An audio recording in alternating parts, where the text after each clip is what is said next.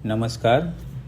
आज हम बात करेंगे गीता के 15वें अध्याय के श्लोक क्रमांक 18, 19 एवं 20 के बारे में। यस्माक्षरमतीतो अहम क्षरादपि चोत्तमः अतोऽस्मि लोके वेदे च प्रथितः पुरुषोत्तमः। चूँकि मैं क्षर तथा अक्षर दोनों के परे हूँ और चूँकि मैं सर्वश्रेष्ठ हूँ, अतएव मैं इस जगत में तथा वेदों में परम पुरुष के रूप में विख्यात हूँ। तात्पर्य: भगवान कृष्ण से बढ़कर कोई नहीं है, न तो बद्ध जीव न तो मुक्त जीव, अतएव वे पुरुषोत्तम हैं। अब यह स्पष्ट हो चुका है कि जीव तथा भगवान व्यष्टि हैं। अंतर इतना है कि जीव चाहे बद्ध अवस्था में रहे या मुक्त अवस्था में, वह शक्ति में भगवान की अकल्पनीय शक्तियों से बढ़कर नहीं हो सकता। यह सोचना गलत है कि भगवान तथा जीव समान स्तर पर हैं या सब प्रकार से एक समान हैं। इन व्यक्तियों में सदैव श्रेष्ठता तथा निम्नता बनी रहती है। उत्तम शब्द अत्यंत सार्थक है। भगवान से बढ़कर कोई नहीं है। लोके शब्द पौरुष आगम में के लिए आया है, जैसा कि निरुक्ति कोश में पुष्टि की गई है। लोक्यते वेदार्थो अनेन। वेदों का प्रयोजन स्मृति शास्त्रों में विवेचित है। भगवान के अंतर्यात्मी परमात्मा स्वरूप का भी वेदों में वर्णन हुआ है। निम्नलिखित श्लोक वेदों में छांदोग्य उपनिषद 8.12.3 में आया है।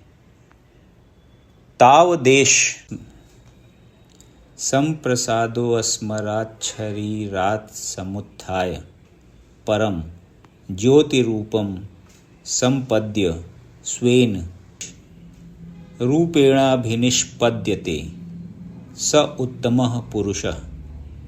शरीर से निकलकर परम आत्मा का प्रवेश निराकार ब्रह्म ज्योति में होता है, तब वे अपने आध्यात्मिक स्वरूप में बने रहते हैं। यह परम आत्मा ही परम पुरुष कहलाता है। इसका अर्थ यह हुआ कि परम पुरुष अपना आध्यात्मिक तेज प्रकट करते तथा प्रसारित करते रहते हैं और यही चरम प्रकाश है। उस परम पुरुष का एक स्वरूप है अंतर्यामी परमात्मा। भगवान सत्यवती तथा पराशर के पुत्र रूप में अवतार ग्रहण कर व्यास देव के रूप में वैदिक ज्ञान की व्याख्या करते हैं।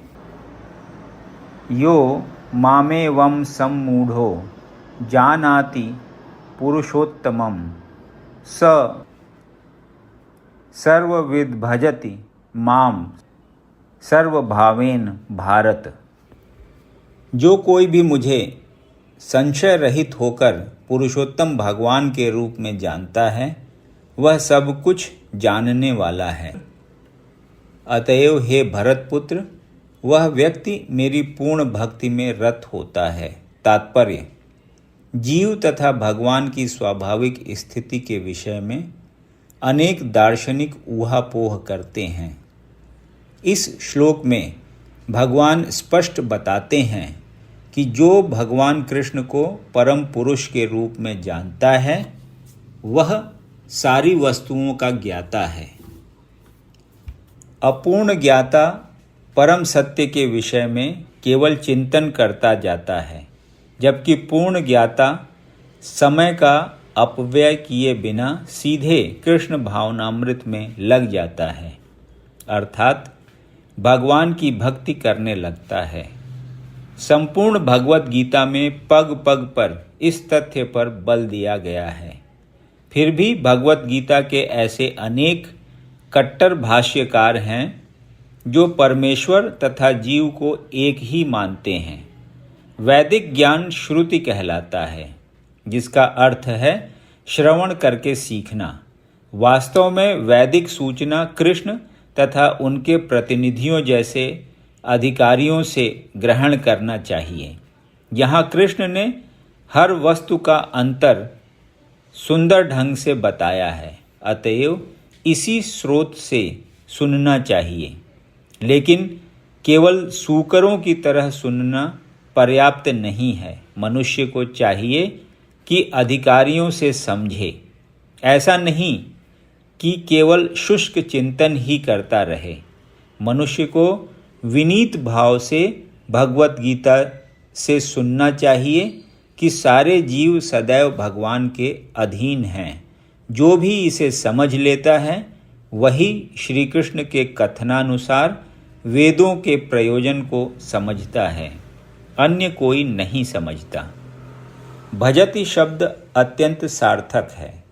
कई स्थानों पर भजति का संबंध भगवान की सेवा के अर्थ में व्यक्त हुआ है।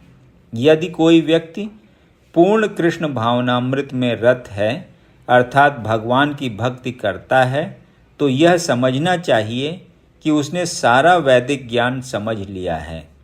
वैष्णव परंपरा में यह कहा जाता है कि यदि कोई कृष्ण भक्ति में लगा रहता है तो उसे भगवान को जानने के लिए किसी अन्य आध्यात्मिक विधि की आवश्यकता नहीं रहती।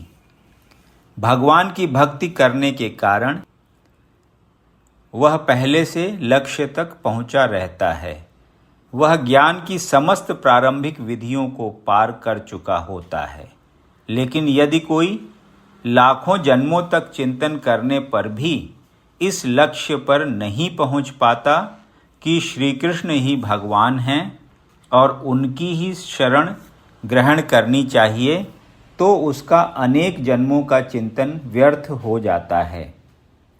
इति गुह्यतमं शास्त्रमिद मुक्तम मया नघ एतद् बुद्ध्वा बुद्धिमानस्यात् कृतकृत्यश्च भारत। हे अनघ, यह वैदिक शास्त्रों का सर्वाधिक गुप्त अंश है जिसे मैंने अब प्रकट किया है। जो कोई इसे समझता है वह बुद्धिमान हो जाएगा और उसके प्रयास पूर्ण होंगे। तात्पर्य, भगवान ने यहाँ स्पष्ट किया है कि यही सारे शास्त्रों का सार है और भगवान ने इसे जिस रूप में कहा है उसे उसी रूप में समझा जाना चाहिए। इस तरह मनुष्य बुद्धिमान तथा दिव्य ज्ञान में पूर्ण हो जाएगा।